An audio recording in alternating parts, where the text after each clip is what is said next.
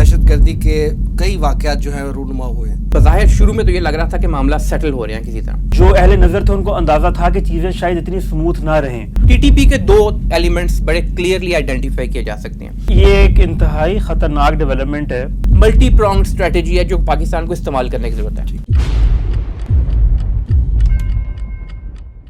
بسم اللہ الرحمن الرحیم.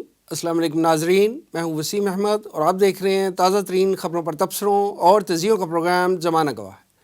ناظرین، تقریباً 1.5 سال قبل افغانستان کو امریکی تسلط سے آزادی دلانے پر پوری دنیا میں پاکستان کے کردار کو بہت سراہا گیا اور امید کی جا رہی تھی کہ ایک دفعہ پھر دونوں برادر اسلامی ممالک کے سفارتی تعلقات بہت آئیڈیل ہوں گے اور پاکستان کا شمالی بارڈر جو ہے وہ انتہائی سافٹ اور پرسکون ہو جائے گا. لیکن بدقسمتی سے صورتحال بالکل برعکس ہے. آئے روز کراس بارڈر ٹیررزم کی شکایات کے علاوہ سرحدی جھڑپیں ایک معمول بن چکی ہیں جس میں کئی قیمتی جانوں کا ضیاع ہو رہا ہے. پچھلے دنوں بارڈر فینسنگ اکھاڑنے کا افسوسناک واقعہ بھی جو ہے رونما ہو چکا ہے. ناظرین، اس افسوسناک صورتحال کے پیچھے کیا عوامل کار فرما ہیں اور پاک افغان سفارتی تعلقات بہتری کی بجائے ابتری کی طرف کیوں گامزن ہیں، یہ ہماری آج کی گفتگو کا موضوع ہے. میرے ساتھ تشریف فرما ہیں ریسرچ اسکالر جناب حسن صدیق صاحب. ان کے ساتھ تشریف رکھتے ہیں تنظیم اسلامی کے ریسرچ اسکالر جناب رضا الحق صاحب. آئیے گفتگو کا آغاز کرتے ہیں. رضا الحق صاحب، پچھلے 6 ماہ سے کے پی کے اور بلوچستان میں دہشت گردی کے کئی واقعات جو ہیں رونما ہوئے ہیں. آپ کے خیال میں اس کی کیا وجوہات؟ بسم اللہ الرحمن الرحیم. بہت شکریہ وسیم صاحب.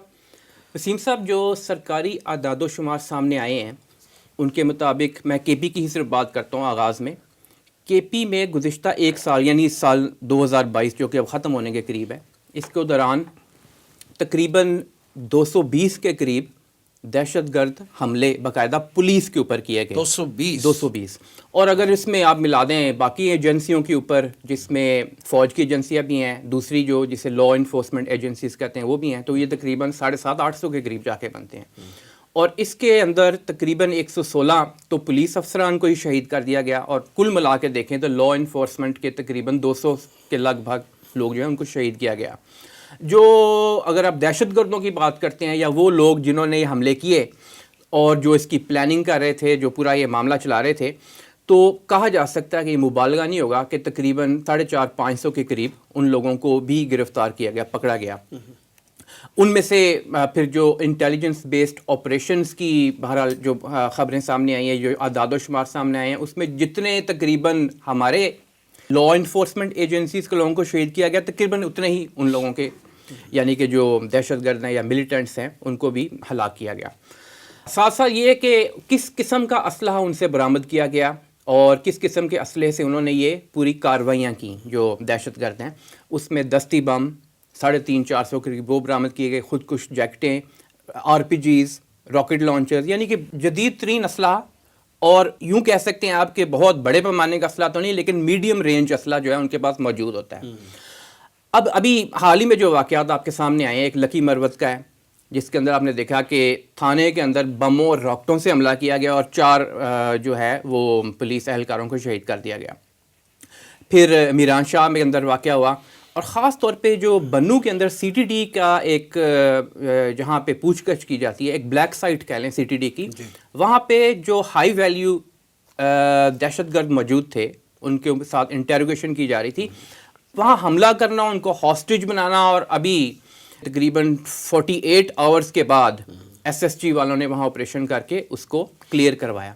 تو یہ پوری بات بتانے کا مقصد یہ ہے کہ گزشتہ 1 سال کے دوران یہ دہشت گرد حملوں میں بہت زیادہ اضافہ ہوا. اعداد و شمار سامنے رکھنے کی ریزن یہ ہے. اب اگر وجوہات پہ جائیں تو ایک سے زیادہ وجوہات ہیں، اس میں کوئی شک نہیں. ایک تو ہسٹوریکلی جب سے وار اینڈ ٹیرر میں پاکستان حصہ بنا اس وقت سے لوگ ناراض بھی تھے اس علاقے میں بہت سارے، اور پھر جو لائنز ہیں افغانستان کے اندر بسنے والے اور پاکستان کے بارڈر ایریاز افغانستان کے ساتھ جو ملحقہ ہیں اس میں بسنے والے، وہ بہت بلر ہیں لائنز.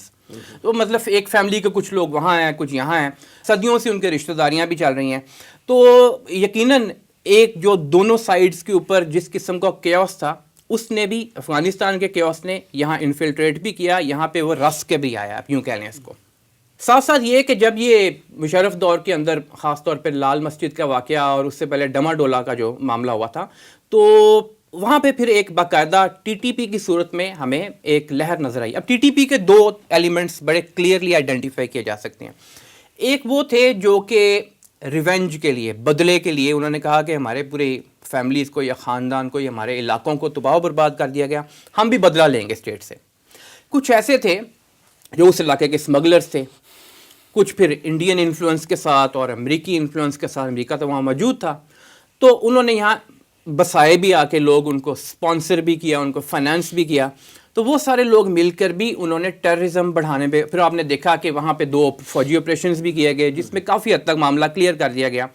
لیکن یہ آپ یوں کہہ سکتے ہیں کہ افغان طالبان کی حکومت جب دوبارہ آئی ہے تو اس کے بعد بظاہر شروع میں تو یہ لگ رہا تھا کہ معاملہ سیٹل ہو رہے ہیں کسی طرح، لیکن پھر آپ نے دیکھا کہ وہ معاملات جو ہیں یہاں پہ ہمارے علاقوں میں بڑھنا شروع ہو گئے. اس میں سوات کے اندر بھی ہمیں واقعات نظر آئے بہت سارے. ابھی کچھ دن پہلے جو بلوچستان کے اندر چمن کا ایک واقعہ ہوا ہے، عین اسی دن منظور پشتین پی ٹی ایم کے جو ہیں وہاں پہ جا کے ایک تقریر کرتے ہیں، اور سب کے علم میں ہے کہ منظور پشتین ایک اینٹی طالبان سٹانس رکھتے ہیں. وہاں پہ کس نے پہنچایا، وہاں پہ کیسے انہوں نے تقریر کیوں کی، کس نے اجازت دی اس چیز کی، روکا کیوں نہیں کسی نے؟ کیونکہ یہ ہم سنتے آئے ہیں پہلے ماضی میں کہ جو پی ٹی ایم ہے، پشتون تحفظ موومنٹ، اس کے ڈانڈے ہمارے مقتدر حلقے یہ بتاتے رہے انڈیا سے ملتے ہیں. تو اب ان کو کیسے اجازت مل گئی کہ وہاں جا کے وہ یہ کارروائیاں کریں؟ بہرحال یہ ان کویسچن مارکس میں سے ایک ہے جو کہ سامنے آئے. داعش یہاں پہ اب افغانستان سے ادھر بھی اس نے رخ کیا ہوا ہے اور یہاں بھی اپنی کارروائیاں کر رہی ہیں. بلوچستان میں علیحدگی پسند اپنی جگہ موجود ہیں اور وہ پہلے بھی انڈین سپورٹ سے کام کر رہے تھے، اب بھی کرتے ہیں. امریکہ کو ہم نے دوبارہ جو پاکستان کے اندر یوں کہہ لیں انفلوئنس کرنے کی اجازت دے دی گزشتہ 1 سال کے دوران، کیونکہ یہ واضح نظر آ رہا تھا 2014-15 کے بعد سے کہ پاکستان نے یہ چیز محسوس کیا ہے کہ امریکہ کے ساتھ بہت قریب ہونا اور امریکہ کی وار اینڈ ٹیرر میں حصہ بننا پاکستان کے لیے نقصان دے رہا ہے. وہ آپ چاہے ہیومن کی صورت میں دیکھیں جتنا ہمارے یعنی کہ وہاں پہ لوگوں کا نقصان ہوا، جتنے لوگ جان بحق ہوئے، چاہے وہ آپ اکانومی کی صورت میں دیکھیں کس قدر نقصان ہوا، اور چاہے اسٹیبلٹی کی صورت میں دیکھیں ملک کی اسٹیبلٹی اور دوسرے ملک کے ساتھ جو ہمارا ایک ہمسایہ اس کے ساتھ تعلقات. تو وہ ساری چیزیں کنسیڈر کرتے ہوئے پاکستان چین اور روس کے تھوڑا قریب ہونا شروع ہوا تھا. لیکن جیسے ہی پاکستان نے کہہ سکتے ہیں گزشتہ 1 سال سے سٹارٹ کیا امریکہ کی طرف دوبارہ رخ کرنا، تو وہ پھر امریکہ کی پریزنس اور انڈیا کی پریزنس اور انڈیا کے ساتھ جو اس کے جیسا کہ کسی زمانے میں کلبھوشن یادو تھا، اس کے کوئی اچھے نتائج کبھی بھی نہیں نکلیں گے. وہ ہمیشہ ایسے ہی ہوگا، چاہے سینٹ کام کا چیف جو ہے مائیکل کوریلا وہ یہاں آ جائے، آ کے ملاقاتیں بھی کرے. سب کے علم میں ہے کہ امریکہ کی CIA، انڈیا کی را اور دیگر جو انٹیلیجنس ایجنسیز پاکستان کے خلاف شروع سے ہی کام کرتی آ رہی ہیں، وہ اب بھی یہ کام کریں گی. تو یہ سارے عوامل ہیں جن کی وجہ سے پاکستان کے اندر، اور پھر یقیناً ایک جو ملک جہاں پہ سیاسی عدم استحکام ہو تو وہاں پہ لوگوں کو یہ موقع تو ملتا ہے کہ وہ ایکسپلائٹ کریں. اس کو ایکسپلائٹ کریں گے تو وہ سب سے آسان طریقہ تو یہ ہے کہ وہاں انتشار کو بڑھایا جائے، پھیلایا جائے. تو یہ سارے واقعات مل کر آپ کہہ سکتے ہیں کہ یہ وہ جو دہشت گردی کے اندر ایک خوفناک اضافہ نظر آیا سال میں، یہ اس کی وجوہات ہیں. حسن صاحب، 15 اگست 2021 کو جب طالبان نے ایک طویل جنگ کے بعد امریکہ کو افغانستان سے نکلنے پہ مجبور کیا، تو اس وقت ایکسپیکٹیشنز یہ کی جا رہی تھی کہ افغانستان اور پاکستان کے جو باہمی تعلقات ہیں یہ بہت برادرانہ ہوں گے، بہت آئیڈیل ہوں گے، یہ بارڈر بڑا سافٹ ہو جائے گا اور یہاں پہ کوئی کسی قسم کی ٹینشن نہیں ہوگی. جب ہم فیکٹس اینڈ فگرز کی ابھی رضا الحق صاحب بھی بات کر رہے تھے تو وہ دیکھتے ہیں تو پچھلے 22-24 دنوں میں، یہ دسمبر کے 22-24 دنوں میں جو ہے چمن بارڈر سے 2 دفعہ پاکستانی سرحد سے جو ہے وہ حملہ ہو چکا ہے افغانستان کی طرف سے. تو آپ کیا سمجھتے ہیں کہ یہ آئے دن جو ہے یہ کشیدگی کے واقعات کیوں بڑھتے جا رہے ہیں افغانستان کے ساتھ، جبکہ ایکسپیکٹیشن اس کے بالکل ڈیفرنٹ تھی؟ بسم اللہ الرحمن الرحیم. وسیم صاحب آپ بالکل ٹھیک کہہ رہے ہیں کہ اگر ہم 15 اگست کے بعد ہونے والی ڈیولپمنٹس دیکھیں، خاص طور پہ شروع کے جو 4-5 ماہ تھے، آپ کو یاد ہوگا کہ پاکستان کے اس وقت کے وزیر اعظم عمران خان نے کہا کہ طالبان کے حوالے سے کہ وہاں پر انہوں نے غلامی کی زنجیریں توڑ دی ہیں. اس کے بعد آپ نے دیکھا کہ پاکستان نے اسپیشل OIC کی کانفرنس بھی بلائی افغان مسئلے کے حوالے سے، اور اس میں جو دیگر طاقتیں تھیں چین بشمول چین کو بھی مدعو کیا گیا، بلکہ چینی وزیر خارجہ کو خصوصی طور پر بلایا گیا. اور جنرل فیاض حمید کا فوری طور پر وہاں پر جانا اور ان کی خاص طور پر جو چائے والی پکچر تھی وہ بڑی وائرل بھی ہوئی. یعنی یہ بہت واضح طور پر ہمیں نظر آ رہا تھا کہ اب یہ جو پاکستان کی خواہش تھی کہ افغانستان میں ایک ایسی حکومت آئے کہ جس کے بعد ہمارے تعلقات بہتر ہوں، کیونکہ ظاہر ہے جو عوامل یہی بتا رہے تھے کہ اس وقت کہ with the passage of time جو طالبان افغان طالبان کی حکومت آئی ہے اس کے بعد پاکستان اور افغانستان کے تعلقات جو ہیں وہ بہتر ہوں گے. لیکن ظاہر ہے کہ جو انٹرنیشنل آرڈر تھا وہ ہمیں نظر آ رہا تھا کہ اگر ایسا ہوا تو وہ ڈسٹرب ہو جائے گا، کیونکہ اس کو ایشیا کی صدی کہا جا رہا ہے، اور اس میں جو سب سے بڑی رکاوٹ چائنا کی ترقی میں یا پھر اس کو ایکسپینڈ کرنے میں، رشیا اور چائنا کی اکنامکل ایکسپینڈ کرنے میں جو رکاوٹ ہے وہ افغانستان میں امن ہے. تو اس کے بعد جو اہل نظر تھے ان کو اندازہ تھا کہ چیزیں شاید اتنی سموتھ نہ رہیں، اور اس کے بعد سے ہم نے دیکھا کہ امریکہ جو تھا اس کی جو انوالومنٹ ہے وہ بڑھنی شروع ہو گئی. وہ ہم اس کا آگے بھی ذکر کریں گے. اس سے پہلے جہاں پہ تک آپ نے بات کی جو وہاں پر سرحدی علاقے ہیں، اچھا وہاں پر ہمیں ایک چیز سمجھنی ہوگی کہ جہاں پہ جو فینس لگی ہے، ہم ظاہر ہے پاکستان میں بیٹھ کے تو ہم کہتے ہیں بڑی آسانی سے کہ بہت اچھا ہوا اور اب انشاءاللہ دہشت گردی نہیں ہوگی، لیکن وہاں کے جو علاقائی ایشوز ہیں، کچھ لوگ یہ کہتے ہیں کہ وہاں پر زمینوں کی بھی ایشوز ہیں، کچھ لوگ کہتے ہیں کہ خاص طور پہ جو چمن ہے یہ گڑھ ہے سمگلنگ کا، جب وہاں پر آمد و رفت کے سامان کی اس کی وجہ سے بھی یعنی جو فائرنگ کا ایکسچینج ہوتا ہے، اس طرح کے معاملے میں جو ہے یہ اسمگلرز کو ہی زیادہ پرابلم ہے. اور میرا نہیں خیال کہ کوئی ایسا ایشو ہو کہ فیملیز اگر ادھر ادھر رہتی ہیں تو وہ آفیشیل طریقے سے آ جا سکتی ہیں، کوئی ایشو نہیں ہے. بالکل، لیکن ظاہر ہے کہ سوئفٹ موومنٹ جو ہے وہ بہرحال ان کی بھی اس طرح سے جس طرح پہلے تھی وہ اس طرح سے نہیں ہوتی. فار ایگزامپل آپ نے کاغذی کارروائی پوری کرنی ہے، یعنی پہلے تو یعنی معاملات تو اس طرح کی ہے نا کہ فیملی ادھر رہتی ہے تو پانی کا کنواں اس طرف ہے، اب مطلب ہے وہ تو اب ہر دفعہ ڈاکومنٹس لے کے جائیں تو وہ اتنا آسانی نہیں ہے. لیکن آپ نے بالکل ٹھیک کہا کہ جو مین ایشو ہے، میجر ایشو ہے، وہ اسمگلنگ کے حوالے سے یہی ہے. اور افغانستان کے حوالے سے آپ یہ دیکھ سکتے ہیں کہ پاکستان نے افغان طالبان کے تھرو سیز فائر بھی کروایا جون میں، پھر وہ نومبر میں ٹوٹ گیا. اس کے حوالے سے یہ بھی کہا جا رہا ہے کہ جو طالبان وہاں پر ان کے بھی اپنے بہت ایشوز چل رہے ہیں. ایک طرف ان کا ایشو چل رہا ہے انٹرنل گرلز ایجوکیشن کا جو ایشو ہے وہ کہتے ہیں بڑا زبردست کانفلکٹ ہے. اسی طرح وہ کہتے ہیں کہ پاکستان کے حوالے سے جو خارجہ پالیسی ہے اس میں بھی کچھ طالبان لیڈرز اس کے حق میں ہیں کہ آپ پاکستان کو آل آؤٹ سپورٹ کریں، کچھ اس کے حق میں نہیں ہیں، جس کی وجہ سے ہم دیکھتے ہیں کہ ٹی ٹی پی کے حوالے سے کوئی واضح لائن انہوں نے نہیں لی، بلکہ ٹی ٹی پی کے خلاف انہوں نے افغانستان میں کوئی ایکشن ہمیں نظر نہیں آتا. معلوم یہ ہوتا ہے کہ وہ یہ سمجھ رہے ہیں کہ اگر ہم پہلے انٹرنلی اپنا کو اسٹرانگ کریں اس کے بجائے کہ ہم ٹی ٹی پی سے کوئی لین لڑائی. وہ اب دیکھیں نا ہم کس حد تک افغان طالبان کو اس پر الزام دیں جب ہم خود احسان اللہ احسان کو بھاگنے کا موقع دیتے ہیں، ہم خود ان کے قیدیوں کو چھوڑ دیتے ہیں، یعنی ہم خود یہ شو کر رہے ہیں کہ ہمارے میں کیپیسٹی نہیں ہے پوری طرح ان سے لڑنے کی. حسن صاحب جیسے یہ ہے کہ جیسے ہم یہ کہہ رہے ہیں، آپ نے فرمایا ابھی کہ طالبان نے ٹی ٹی پی کے ذریعے جو ہے وہ سیز فائر کروایا ہے پاکستان حکومت کے ساتھ، جو ختم ہو گیا، جو روکا تھا انہوں نے، مطلب ایک رول ادا کیا تھا. لیکن ہم دیکھتے ہیں ایٹ دا سیم ٹائم کہ بارڈر پہ جو سرحدی خلاف ورزیاں ہو رہی ہیں اور گولہ باری ہو رہی ہے تو یہ تو حکومت کی طرف سے ہے یا یہ ٹی ٹی پی کی طرف سے ہے. اور ایک لوگوں کا کہنا یہ بھی ہے، اب تو یہ رائے بھی آ رہی ہے، بڑے کھلے عام آ رہی ہے کہ ٹی ٹی پی اور طالبان جو ہے ایک ہی سکے کے دو رخ ہیں. کیا کہیں گے آپ؟ دیکھیں بنیادی طور پہ تو یہ اصل معاملہ تو یہ تھا نا کہ کانفیڈنس بلڈنگ میئر جو شروع ہوئے تھے طالبان کے آنے کے بعد وہ انفارچونیٹلی رک گئے. ہم یہ دیکھتے ہیں ہماری پرائورٹی ایک زمانے میں یہ تھی کہ ہم او آئی سی بلا رہے ہیں، اور اب یہ حالت ہے کہ جو نئی حکومت ہے اس کو آئے ہوئے تقریباً 8-9 ماہ ہو گئے ہیں، لیکن ابھی تک یہاں کا وزیر خارجہ لیول کا کوئی بندہ وہاں نہیں گیا. اس وقت جو سب سے زیادہ ایکٹیو کوئی ہے تو ہمارا اسپیشل ریپریزنٹیٹیو ہیں صادق خان صاحب، وہ اس وقت افغان پالیسی کو دیکھ رہے ہیں. اس سے اوپر لیول پر اس حوالے سے زیادہ بات چیت ہی نہیں ہو رہی. ظاہر اس میں اسٹیبلشمنٹ کا بھی بڑا اہم رول ہوتا ہے. وہ معاملہ دیکھ رہے ہیں. طالبان کو اپنا ہم خیال کرنے کے لیے ہمارے علماء کا ایک بڑا ہائی لیول کا جو وفد ہے وہ معاملہ جو ہے وہ کئی یعنی اس میں بہت سی چیزیں انوالو ہیں. اس میں مذہبی معاملات بھی انوالو ہیں، اس میں جیو اسٹریٹجک معاملات بھی انوالو ہیں، اس میں اکنامک معاملات بھی انوالو ہیں، اس میں بہت ساری چیزیں ہیں. فار ایگزامپل ہم جس فورم پہ جاتے ہیں ان کی ہیومن رائٹس کے ایشوز کا اور گرلز ایجوکیشن کا ایشو اٹھاتے ہیں.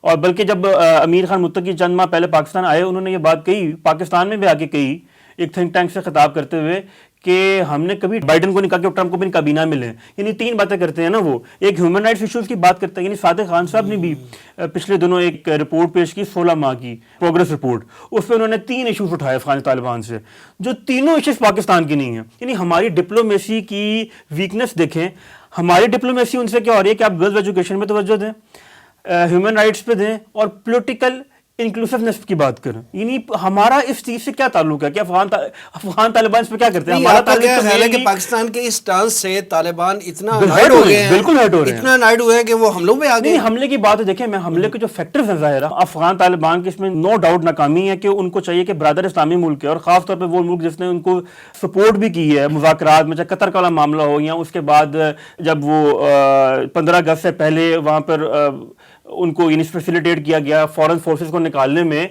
पाकिस्तान की मदद की है, उसको उनको रेसिप्रोकेट करना चाहिए था जिस तरह उनको करना चाहिए, तो उन्होंने उस तरह से नहीं किया। लेकिन हमारी जो डिप्लोमेसी की वीकनेसेस हैं हमें उसको भी तो समझना चाहिए ना कि आप हर फोरम पे जाके उनके वो मामलात उनको उठाते हैं जिसका पाकिस्तान से कोई लिंक ही नहीं है, कोई लेना देना ही नहीं है। आपका चाहिए था कि आप अग्रेसिव डिप्लोमेसी करके उनको किस तरह मनाते। आपने आउटसोर्स किया हुआ ये काम, यानी हमारी जो सिविलियन गवर्नमेंट है वो चाहती है यहाँ फौज करे, फौज भेज देती है उलमा को। तो मतलब है आप जब तक खुद एक जैसे कहते हैं डिप्लोमेटिक ऑफेंसिव नहीं करेंगे, इसको सीरियस नहीं लेंगे, और आपने प्रायोरिटी भी जिन इशूज़ को रखा हुआ है, जैसे मैंने आपको 3 इशूज़ बताए हैं, वो तो हमारे इशूज़ सिरे से हैं ही नहीं, तो फिर किस तरह से बेहतरी आएगी? क्योंकि हम हर फोरम पे इशू उठा रहे हैं, चाहे हिना रब्बानी खान हो, चाहे सादिक खान हो, यहाँ पर बिलावल भुट्टो हो, उनको इन चीज़ों से सरोकार है।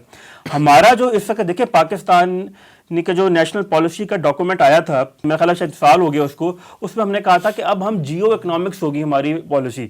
अब हमारा विजन आगे ये था कि हमने इकोनॉमिकली देखना है सारे मामलात को, यानी चाइना का माइनिंग का इंटरेस्ट है, ट्रेड का इंटरेस्ट है, हमने उस नज़र से देखना है अफगानिस्तान को। हमारे वो वाले कंसर्न हैं ही नहीं, यानी हम चाहते हैं ना कि वहाँ पर अगर अमन व अमान आए तो पाइपलाइन वाला जो मामलात हैं, ट्रेड वाले मामलात हैं, सीपैक के मामलात हैं, पाकिस्तान के गवादर से अगर सेंट्रल एशिया जाने का रास्ता है तो वो भी तालिबान को भी इन चीज़ों में बहुत इंटरेस्ट होगा, क्योंकि वो भी स्टेबिलिटी चाहते हैं और उनको पता है कि हमारी इकोनॉमिक स्टेबिलिटी और प्रोग्रेस उसी वक्त तक मुमकिन है अगर पाकिस्तान, चाइना और रशिया उनके साथ मिलेंगे। तो ये बेसिकली असल में जो मैं समझता हूँ जो मामला ख़राब है कि हम कॉन्फिडेंस बिल्डिंग मैयर उस तरह तालिबान के साथ ले ही नहीं सके, उनको एतमाद में ले ही नहीं सके। उनको ये समझ नहीं आ रही थी कि ये उनके साथ है या हमारे साथ हैं।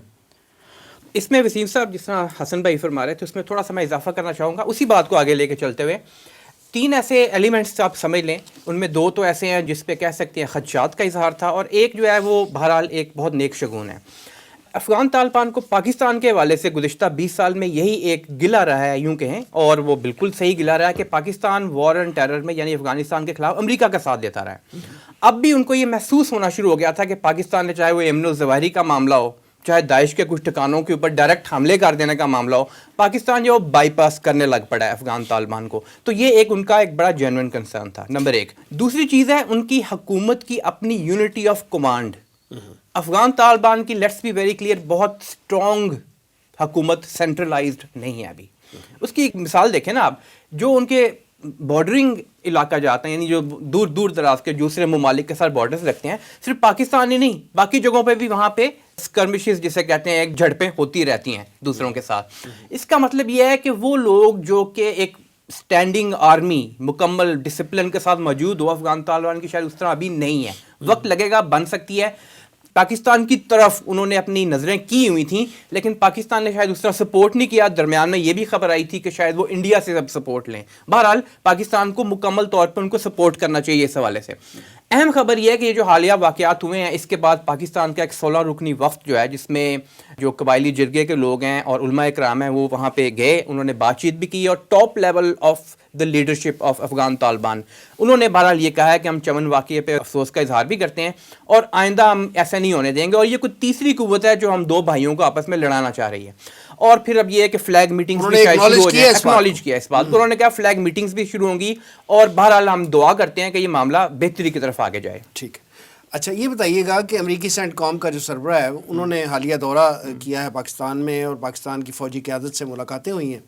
इस मौके पे उन्होंने पाक अफ़गान बॉर्डर का भी दौरा किया है। तो आपके ख़्याल में सेंटकॉम कमांडर का पाकिस्तान का दौरा कितनी अहमियत का हामिल है? इंतहाई ख़तरनाक बात है।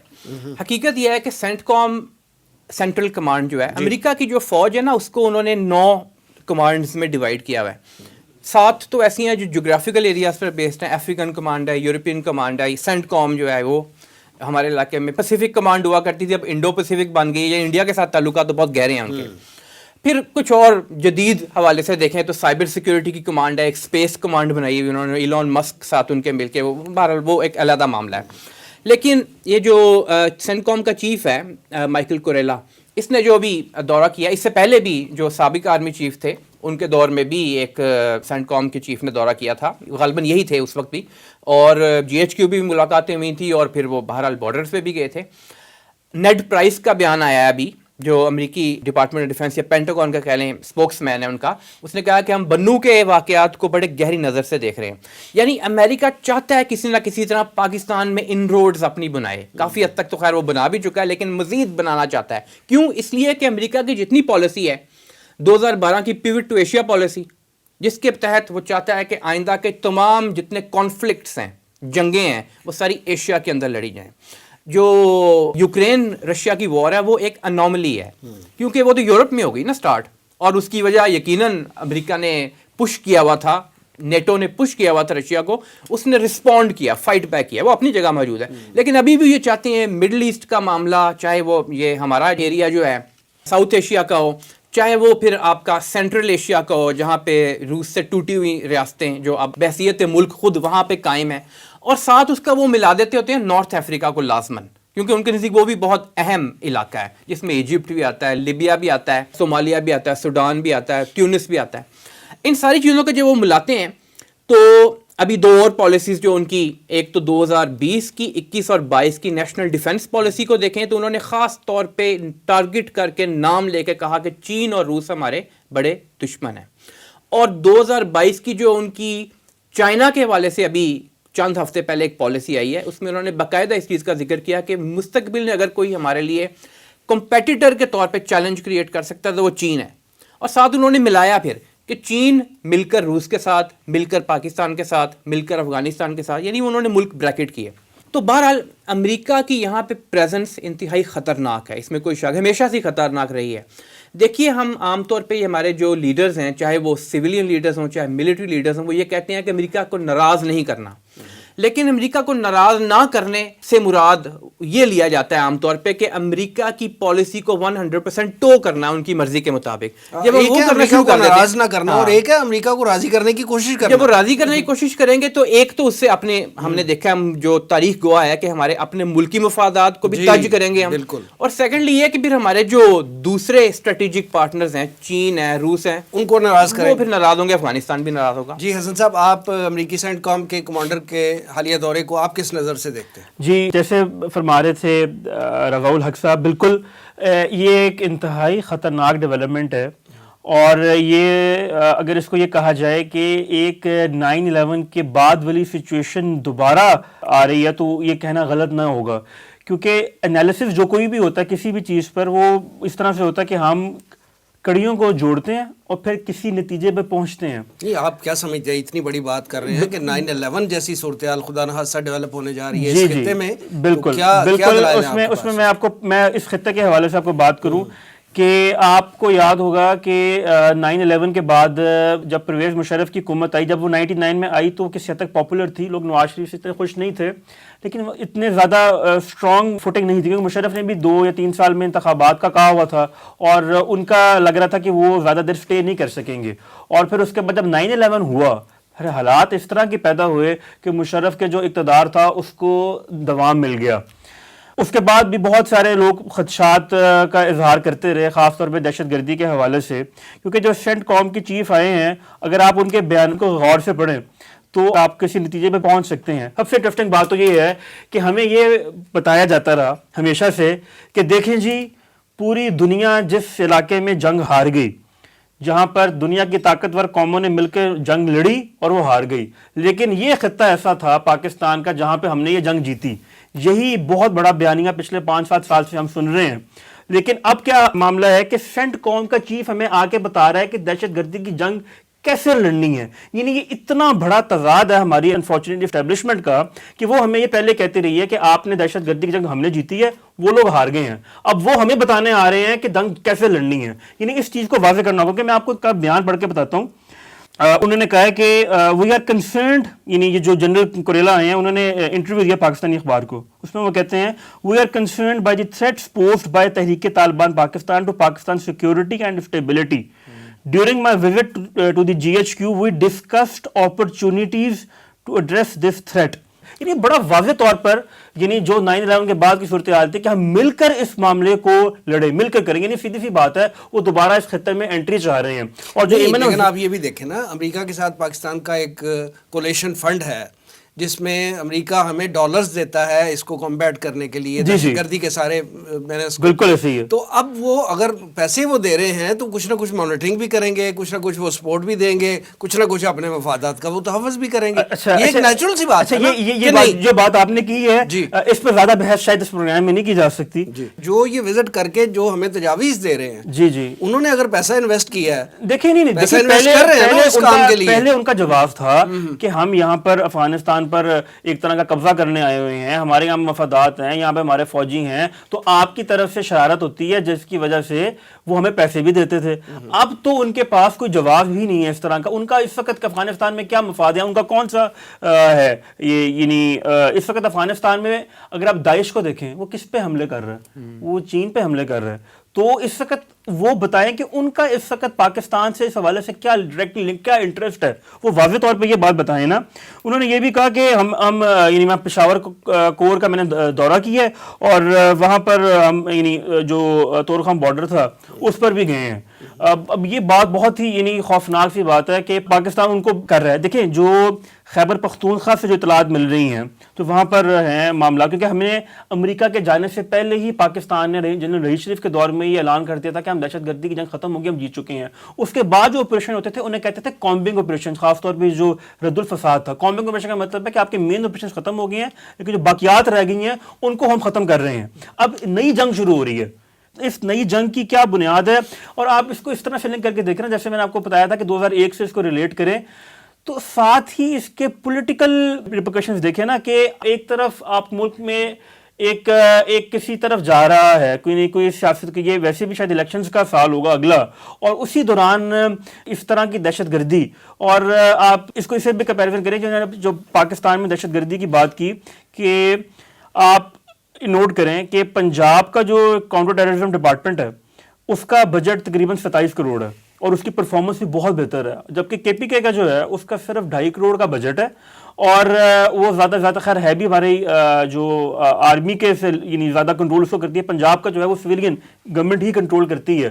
لیکن آپ دونوں کی ذرا پرفارمنس کی دیکھ لیں کہ وہاں پر 900 کے قریب حملے ہو جاتے ہیں لیکن پنجاب میں اس طرح سے شکر ہے نہیں ہوئے. تو ہمارے جو کیپیسٹی کے ایشوز ہیں یا دیکھیں نا دونوں میں سے ایک چیز ہو سکتی ہے، یا تو کیپیسٹی کے ایشوز ہیں یا ہم ان کو کوئی سیف پیسج دے رہے ہیں. کیونکہ اس وقت جو وہاں پر پاکستان کے جو سیاستدان ہیں اور جو بزنس کمیونٹی ہے وہ کہہ رہے ہیں ہمیں بھتے کی پرچیاں موصول ہو رہی ہیں. ان کو واپس تو ہے نا کہ وہاں پہ ہمارا دشمن جو ہے جو ہم سے زیادہ چلاک اور عیار ہے اور وہ زیادہ ایکٹیو ہے، زیادہ بہتر انداز میں کام کر رہا ہے. جس وقت وہاں پر انڈین اور بیسز بھی تھیں اور امریکہ کا پورا نیٹ ورک بھی تھا، اس وقت ہم نے ان کو اس کو شکست دے دی تھی. تو اس وقت دیکھیں بات یہ ہے کہ کلیئرٹی لوگوں کو بتانا کہ کیا ہو رہا ہے اور ہم کیا کرنے جا رہے ہیں بہت ضروری ہے. اگر ہم اس طرح کمپیریزن کریں گے تو پھر تو یہ بات جو ہے ہماری سیکورٹی اداروں کو کے سوچنے کی ہے نا کہ ہم کیوں ناکام ہو رہے ہیں. ان کی بھی سوچنے کی ہے. اور یہ جو صوبائی حکومتیں ہیں خاص طور پہ خیبر پختونخوا کی جو حکومت ہے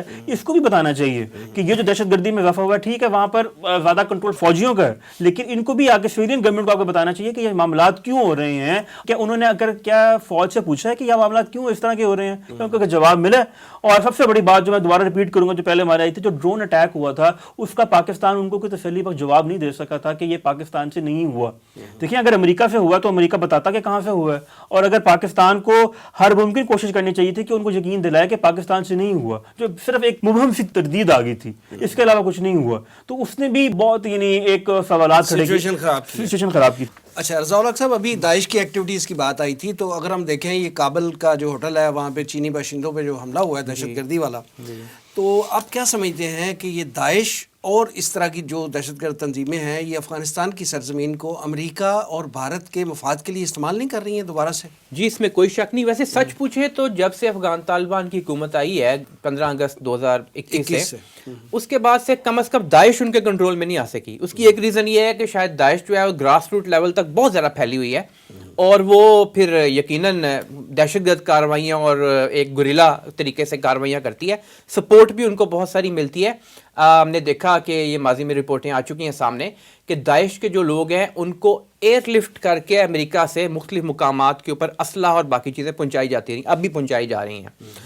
اچھا, کابل کے اندر اور افغانستان کے دوسرے علاقوں میں ہم نے دیکھا کہ یہ ابھی کچھ دن پہلے الجزیرہ کے اندر ایک رپورٹ آئی ہوئی تھی, چینی, روسی اور پاکستانی ان 3 ممالک سے متعلقہ بزنس پیپل, ان کے ڈپلومیٹس, ان سب کے اوپر بہت ٹارگٹ کیا جا رہا ہے افغانستان میں. ہم نے دیکھا پاکستان کے ایمبیسی کے اوپر بھی جو افغانستان میں ایک حملہ ہوا پچھلے دنوں.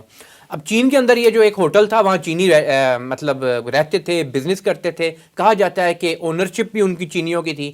تو اس میں کہتے ہیں 3 ہلاک ہو گئے, تقریباً 21 زخمی ہو گئے. یہ بات چھپائی گئی ہے, اصل میں اس سے زیادہ لوگ جو ہیں وہ ان کی ہلاکت ہوئی ہے. اور چین کے لیے انتہائی اہم ہے کہ افغانستان کا امن و امان ہو, اور چین افغانستان کو چھوڑ نہیں سکتا, اس میں کوئی شک نہیں, کیونکہ اس کو پتہ ہے کہ یہ جو جس طرح کہ حسن بھائی پہلے ذکر کر رہے تھے ایک سوال کے جواب میں کہ سی پیک کے حوالے سے بھی اور مائننگ اور ریسورسز کے حوالے سے بھی انتہائی اہم ہے. اور افغانستان جب سی پیک کا حصہ بنتا ہے تو مڈل ایسٹ سے جو تیل کا پورا معاملہ بہت آسان ہو جاتا ہے چین کے لیے, یہ انتہائی اہم ہے اس کے لیے. بہرحال اس میں تو یہی بات کی جا سکتی ہے کہ افغان طالبان کو, جیسے ہم نے شروع میں بھی ذکر کیا تھا, اپنی unity of command, capacity building of the forces, army خاص طور پہ, اور کنٹرول اپنا زیادہ بڑھانے کی ضرورت ہے.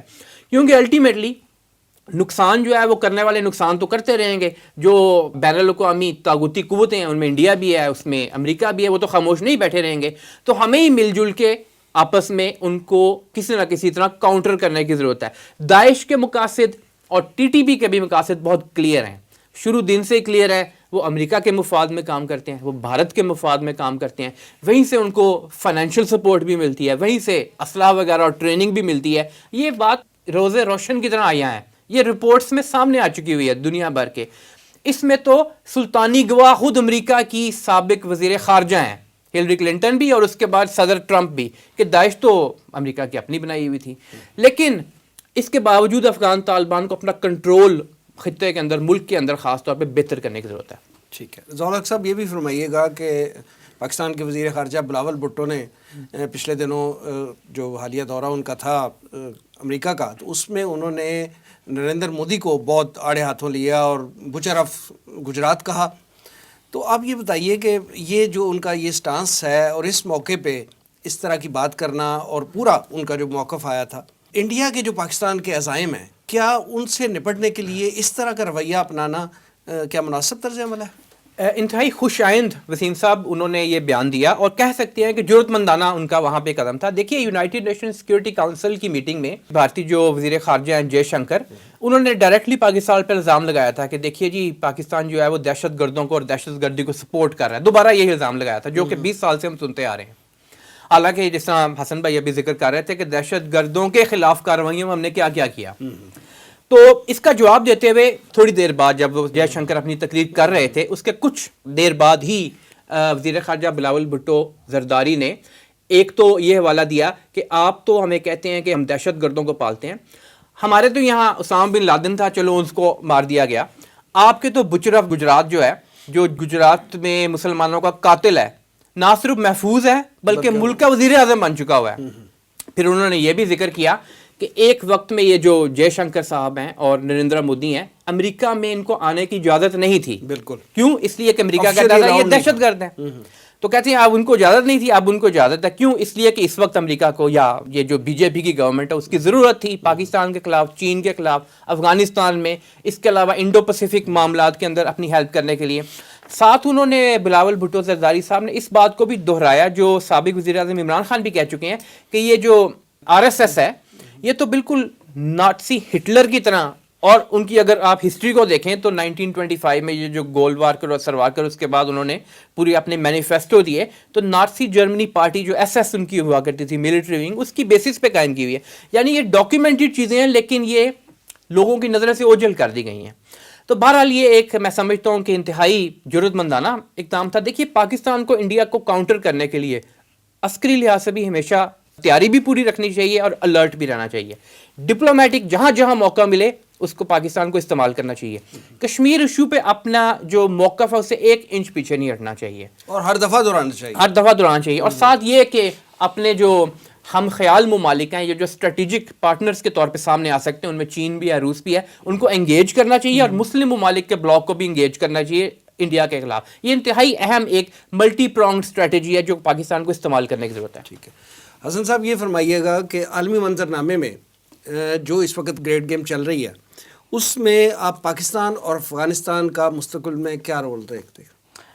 جو خارجہ امور ہوتے ہیں، ان کے جو ایکسپرٹس ہوتے ہیں نا، وہ یہ ہمیشہ کہتے ہیں، چاہے وہ ڈپلومیٹس ہوں یا فارن افیئرس کی بیوروکریسی ہو یا تھنک ٹینکس ہوں یا ایون جرنلسٹ ہوں، وہ یہ کہتے ہیں جب آپ کا اپنا گھر ان آرڈر ہوتا ہے، جب ہاؤس ان آرڈر ہوتا ہے، تب ہی آپ افیکٹو فارن پالیسی اپنا سکتے ہیں. اور اگر آپ دنیا کا کوئی ملک دیکھ لیں، اگر اس کا انٹرنلی حالات سٹیبل ہیں تو اس کی فارن پالیسی بھی بہترین ہوگی. اگر انٹرنلی جتنا مرضی اچھے آپ ڈپلومیٹ لگا لیں، جو مرضی کر لیں، اگر آپ انٹرنلی ویک ہیں، پولیٹیکل اکنامک سٹیبلٹی آپ کے ملک میں نہیں ہے، تو پھر آپ کی فارن پالیسی نہیں چل سکتی، کیونکہ کوئی آپ پہ پھر اعتبار ہی نہیں کرے گا. اس لیے پاکستان کے اور افغان طالبان کی جو گورنمنٹ ہے، دونوں کے مسائل اس حوالے سے بڑے کامن ہیں کہ وہ بھی ابھی تک پولیٹیکل اور اکنامک سٹیبلٹی حاصل نہیں کر سکے. اور پاکستان بھی اس وقت جو سب سے بڑا ایشو ہے کہ یہاں پر پولیٹیکل اور اکنامک سٹیبلٹی نہیں ہے. جب تک یہ چیزیں نہیں آتی تو اس وقت تک ان دونوں کے معاملات بہتر نہیں ہو سکتے. باقی جہاں تک گریٹ گیم کی آپ نے بات کی ہے، اس میں دیکھیں میرے خیال سے جو انٹرنیشنل افیئرس کو یا جیو اکنامکس سے سمجھنے والا کوئی ایکسپرٹ ہے، اس کے لیے یہ 2+2 کی طرح سمجھنا بہت آسان ہے کہ آگے آنے والے وقت میں اگر پہلے پازیٹیو تصویر آپ کے سامنے رکھ دیتا ہوں، بعد میں اگر ایسا نہ ہوا تو خدشات بھی رکھوں گا کہ پاکستان، افغانستان، چائنا اور رشیا یہ ملنے جا رہے ہیں، یہ ایک بلاک بننے جا رہا ہے، یہ ایک نیچرل الائنس بننے جا رہی ہے. اور اس میں اب اضافہ کر لیں عرب ممالک کو بھی، اور خاص طور پر سعودی عرب کو بھی، کیونکہ ان کے مفادات اکٹھے ہو رہے ہیں قدرتی طور پر. اگر ہم اس کو مذہبی تناظر میں یا پھر اپنے اسے کہتے ہیں روایتی تناظر میں نہ بھی دیکھیں، تب بھی اگر ہم پیورلی دنیاوی سینس میں بھی دیکھیں تو قدرتی طور پر یہ الائنس آگے بننے جا رہا ہے. مستقبل کا یہ الائنس نظر آ رہا ہے، اس میں کوئی ڈاؤٹ ہی نہیں ہے. اور ونس یہ بن گیا تو اس خطے کو جیسے کہتے ہیں نا ایک گلیکسی آف سپر پاورز بنے گی یہ، اور اس کو کوئی پھر روک نہیں سکے گا.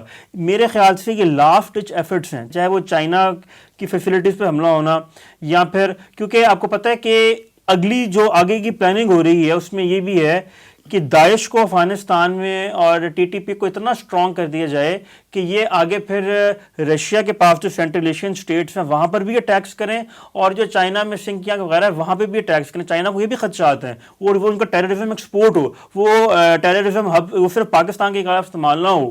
تو یہ بہت واضح طور پر ہوتا یہ نظر آ رہا ہے. اور اس میں اگر خدا اور جو پلانز یہ ہیں امریکہ کا بھی، اب جو سینٹ کام کی ہم ایکٹیویٹیز دیکھ رہے ہیں، امریکہ کی دیکھ رہے ہیں، اس میں ان کے پاس کیونکہ میں ان کا ایک تھنک ٹینک ہے پیس انسٹیٹیوٹ، اس کی میں جنوری کی رپورٹ پڑھ رہا تھا اور میں لگ رہا تھا جیسے انہوں نے ایسے فورکاسٹ کی ہے جیسے وہ دسمبر میں لکھ رہے ہیں.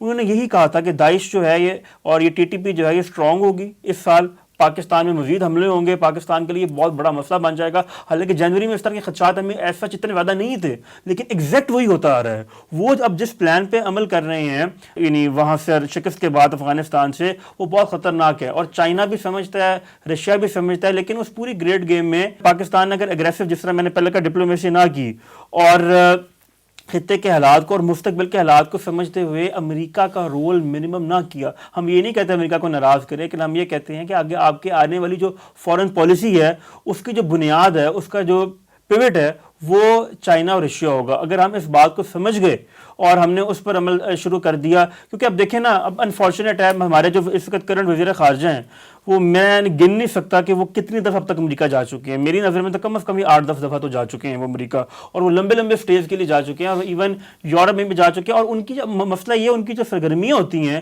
وہ 80% سرگرمیاں وہ ہوتی ہیں جو آف دا ریکارڈ ہوتی ہیں. آپ نے کچھ ملاقاتیں کرنی بھی تو آن ریکارڈ کریں. ابھی پچھلے 2-3 دن سے وہ امریکہ میں ہیں، ہمیں کچھ نہیں پتا کہ وہاں پہ کیا چل رہا ہے.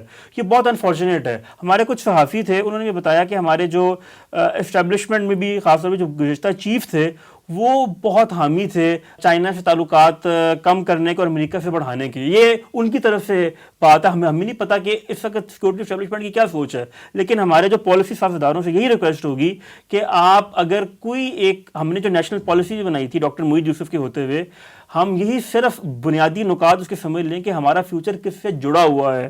اور جیسے آپ کو پتہ ہے کہ علامہ اقبال نے نادر شاہ کو 1930s میں کہہ دیا تھا کہ تمہارے پاس ایک اسلامی ریاست بننے جا رہی ہے تو اس کو اس سے تعلقات خراب نہ کرنا. ان کا ویژن ظاہر اگلی صدیوں تک تھا. تو وہی بات ابھی تک ویلڈ ہے کہ افغان طالبان کو بھی سمجھنا چاہیے کہ ان کا مستقبل بھی پاکستان کے ساتھ جڑا ہوا ہے, پاکستان سے اچھے تعلقات کے ساتھ جڑا ہوا ہے. بہرحال ہم سمجھتے ہیں کہ شاید افغان عوام میں وہ ہیں غلط فہمی ہے پاکستان کے بارے میں. اب ان کو بھی چاہیے کہ اس کو سمجھیں اور پبلک اوپینین کو نہ دیکھیں اس حوالے سے, یا اپنے مخالفین کو نہ دیکھیں کہ وہ کیونکہ وہ پاکستان کی مخالفت کرتے ہیں تو ہم بھی اس وجہ سے پاکستان کی مخالفت کریں. بڑے دل کا مظاہرہ افغان طالبان بھی کریں اور پاکستان کے پالیسی ادارے بھی کریں, تاکہ مل کے چل کر ہم ایک ایسا بلاک بن سکے یہاں پر کہ وہ ایک مسلم ممالک کے لیے بھی بینیفیشل ہو سکے اور اس خطے کے لیے بھی ہو سکے. انشاءاللہ. حسن صدیق صاحب اور جناب رضا الحق صاحب پروگرام میں تشریف آوری کا بہت شکریہ. ناظرین, یہ تھا آج کا پروگرام. آج کے لیے اتنا ہی. ہمارے تمام سوشل میڈیا پیجز پر اس پروگرام کا فیڈ بیک ضرور دیجیے گا. آپ ہمیں ای میل بھی کر سکتے ہیں. ہمارا ایڈریس ہے media@tanzeem.org. اگلے پروگرام تک کے لیے وسیم احمد کو اجازت دیجیے. اللہ نے کے بعد.